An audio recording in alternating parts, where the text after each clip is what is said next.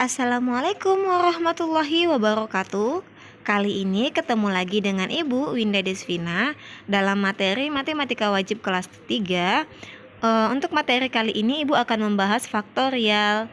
Nah, untuk selanjutnya silakan disimak baik-baik ya. Oke, Assalamualaikum. Hari ini kita akan membahas faktorial. Nah, faktorial itu adalah n faktorial ini cara penulisannya seperti ini nih, faktorial tanda seru seperti ini adalah faktorial.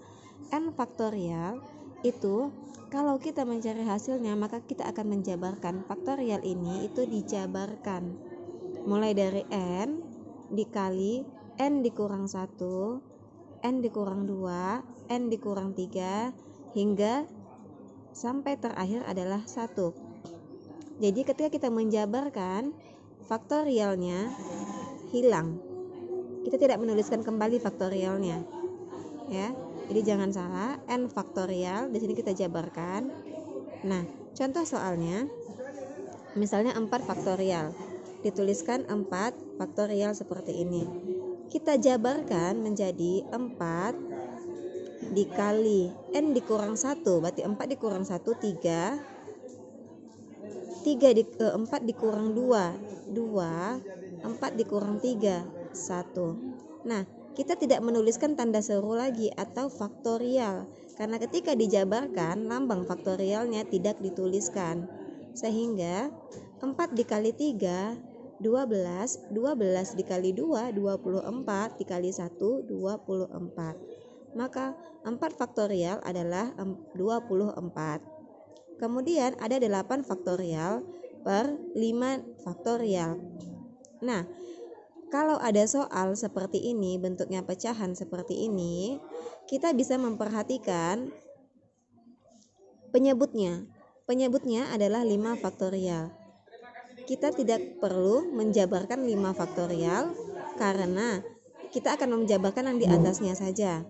8 dikali 7 dikali 6 dikali 5. Nah, karena penyebutnya 5 faktorial, maka di sini di atas pembilangnya kita jabarkan sampai 5 faktorial saja. Nah, kenapa di sini masih kita tuliskan faktorial? Karena 5 faktorial masih bisa dijabarkan sampai 1.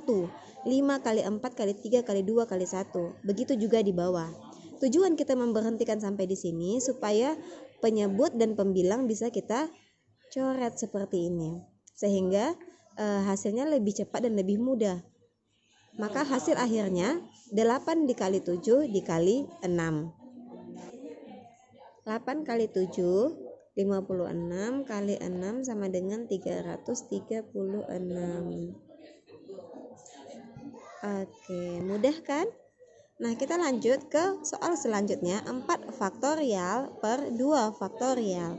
Nah, 4 faktorial itu adalah 4 kali 3 kali 2. Nah, perhatikan penyebutnya. Penyebutnya adalah 2 faktorial. Maka di sini juga kita bisa buat faktorial. Ini kita coret. Kemudian 4 kali 3 sama dengan 12. Maka 4 faktorial per 2 faktorial adalah 12. Oke. Semoga bisa dipahami. Oke, soal keempat, 8 faktorial per 3 faktorial. 3 faktorial dikali 7 dikurang 4 faktorial. Oke, ini adalah soalnya. Nah, cara pengerjakannya sama seperti soal-soal di atas tadi. Kita jabarkan 8 faktorial. Sebelumnya ini kita selesaikan dulu. Ini ada 3 faktorial. 7 dikurang 4 adalah 3 dikali 3 faktorial. Nah, tertingginya adalah 3 faktorial. Maka kita jabarkan 8 dikali 7 dikali 6 dikali 5 dikali 4 dikali 3 faktorial. Kenapa kita tidak menyelesaikan sampai angka 1? Karena penyebutnya terbesarnya adalah 3 faktorial. Tujuannya supaya kita bisa mencoretnya seperti ini. Oke. Nah, Ini bisa dikalikan. Ini 3 faktorial kita jabarkan dulu. 8 kali 7 kali 6 kali 5 kali 4, 3 faktorial, 3 kali 2 kali 1. Kita sederhanakan, 3 bisa dibagi dengan 6. 6 bagi 3, 2, ini 1. Kemudian 2 bisa dihabiskan dengan ini kan? Oke, sehingga tinggal 8 kali 7, 56. 5 kali 4, 20. 56 kali 2. Nah, 8 kali 3, 8 kali 7, 56.